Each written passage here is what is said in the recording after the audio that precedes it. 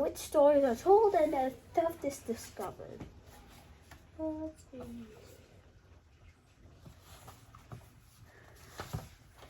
Chapter 3, in which stories are told and theft art is discovered.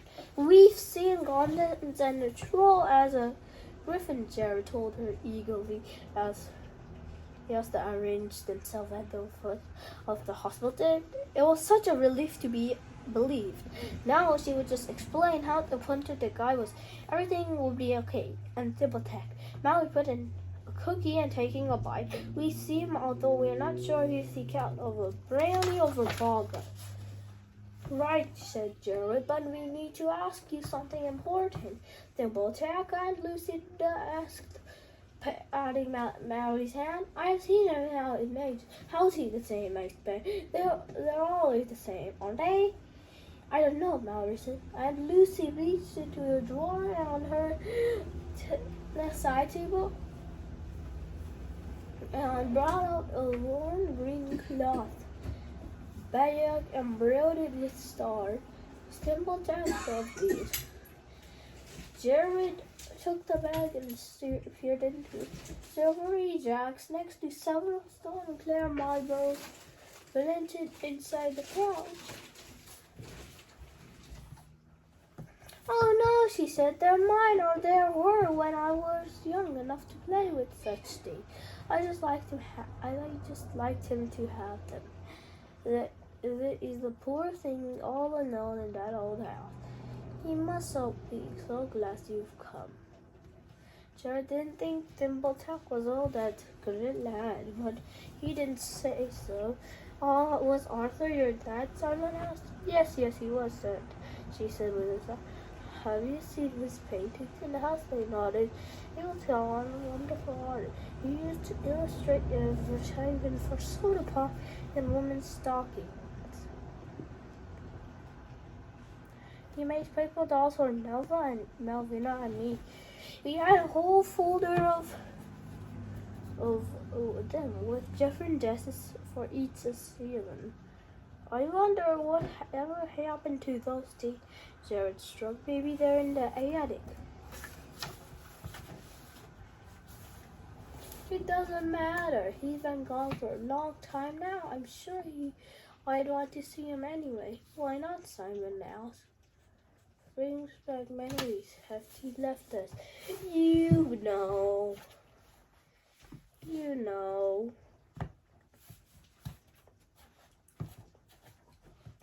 She looked down at her thin hands. They were trembling.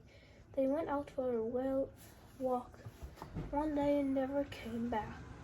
Mother said she was going to leave for a long time. Shears was surprised. He never given much to thought about Uncle Arthur was like. He thought of the stern, biscuited face in the library painting. He wanted to talk like his great-great-uncle, who could draw and see fairies. But what if Lucinda said it was true? But he didn't like Arthur at all. Oh, Jared just left too, said Jared. I just wish I knew why. He hit her head away, but Jared thought he saw a glint of tears in her eyes. Eyes. She pressed her hands together to make them stop shaking. Maybe he had to move for his job, Simon offered, like our dad. Oh, come on, Simon, Jared said. You can't really believe that load of crap. Shut up, Moritz, Valley glared at him. Aunt Lucy, how come you're in this hospital? I mean, you're not crazy. Jared winced. It's that land Aunt Lucy would be mad, but she only laughed. But his anger faded. After Father left, Mother and I moved one town to live with his brother. I grew up alongside my cousin Melvina. That's your grandmother. I told her about Thimbletuck, your grandmother. I told her about Dimple Tuck and about the little sprites, but I don't think she ever really believed me. Mother died when I was only 16. A year later, I moved back into the only estate. I tried to use what little money there was to fix the place up. Then Baltic was still there, of course. Her were other things too. Sometimes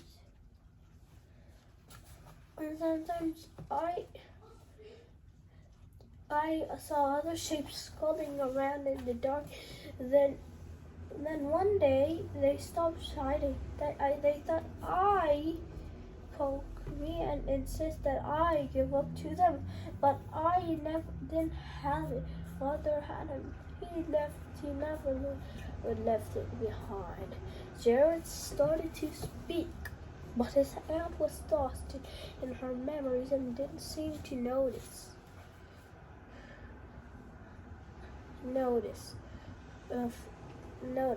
fruit. Just a little thing the size of a brick and red as a rose. They promised not to hurt me anymore. Stupid girl that I was like. I took the fruit and sealed my fate.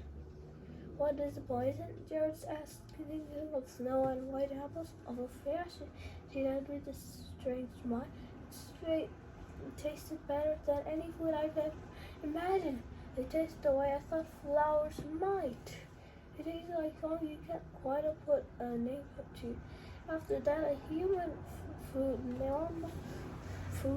was like sawdust and ashes. I couldn't but use the stuff. Now they say, thanks for the sprites who I played with when I was a child. They fed me and kept me safe. Aunt Lucy smiled beautifully. Aunt Lucy smiled beautifully and stretched out one hand. Let me introduce you. Come, my dear. Come and see my nice niece and nephew. There was a buzzing outside when her open window and what had seemed like floating dust in the sunlight. But suddenly it became creatures the size of walnuts, wearing one indecent wings. They alighted the old woman tingling and her right ear, and crawling up the headboard. Aren't they darling? Their aunt asked. My sweet little friends. Jared knew what they were, sprites like the ones in the wood, but that didn't make it any less eerie to watch them swarm over Aunt. Simon, however, seemed transfixed. Mallory spoke, breaking a hiss that had settled. I still don't understand who you put here. Oh yes, the hospital, said the Aunt Lucy. Your grandmother Melvina became convinced I wasn't well. First she saw the bruises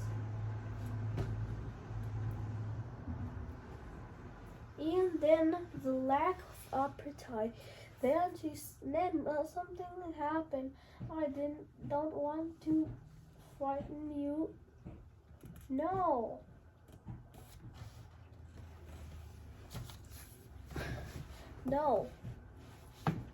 No, that's not quite true. I do want you to fight right. I do want you to be frightened. I want you to understand how important it is for you to get off that house. See these marks the old woman held out? She wanted our scars and droop in her flesh. Simon gasped. Late one night, a monster came. This green thing with horrible teeth held me down.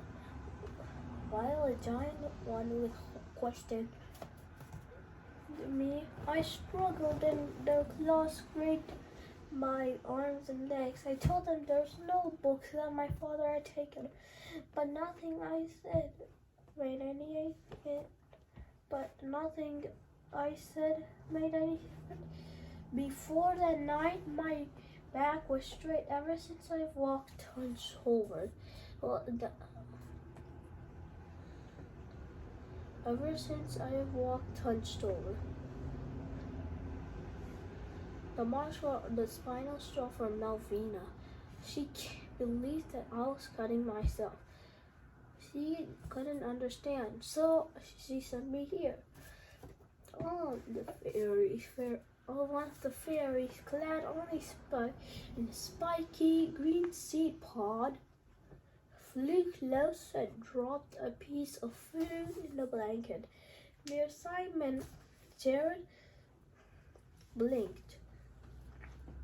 He had been so wrapped up in the story, he had nearly forgotten about them.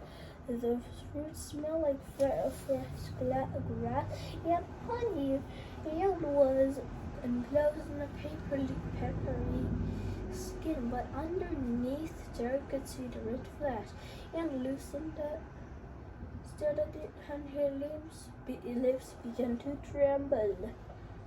For you, said the little fairies in a unified whisper. Simon picked the fruit up and held it between his fingers. You're not going to eat, are you?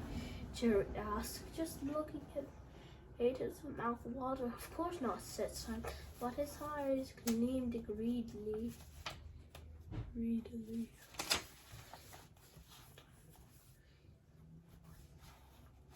Don't, said Mallory. Simon brought the fruit closer to him, still turning it one by just one little taste wouldn't hurt. He said softly. Aunt loosened his hand, shot out and plucked the fruit from Simon's finger. She plopped it into his mouth. Simon. She plopped it in her mouth. Into her mouth and closed her eyes. Hey, said Simon, endangeredly. Then he looked around the store and what happened? Jared looked at her greatly. Her hands were even shaking as he clasped them in her love. They mean well. They just don't understand the craving. To them it's just only food. Jared only looked at the little fairy. He wasn't sure what they did or didn't do. They were for you, children. You must get your mother to understand to leave. If they know you're there, they'll think you have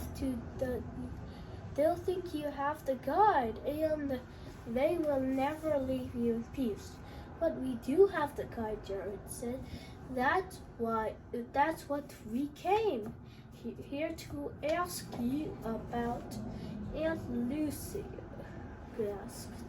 You can't possibly. We followed the clues in the library, Jared explained. See, she does think we should get rid of it, Mallory said. The library? That means Aunt Lucy looked at him with drawing harder. If you have the guide, you have to get out of the house immediately.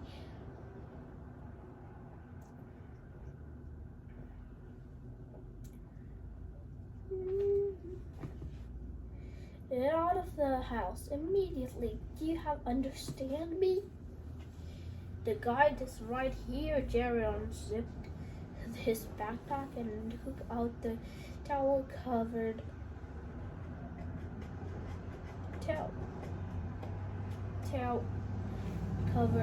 What?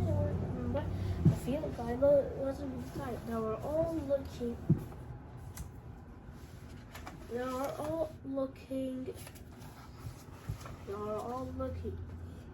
Jerry pressed his face. Okay. Guys, so in chapter 3, they were just talking about the magic book, and also they just ate like some fruit that they made. Okay, and also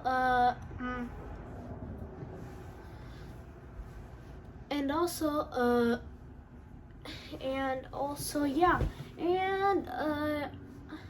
and also they just ate some fruit, and they were talking about the magic book that they had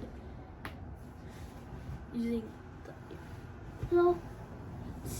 bye guys, and see you later. Hope you and also subscribe and like to this channel so you can miss any content. Bye.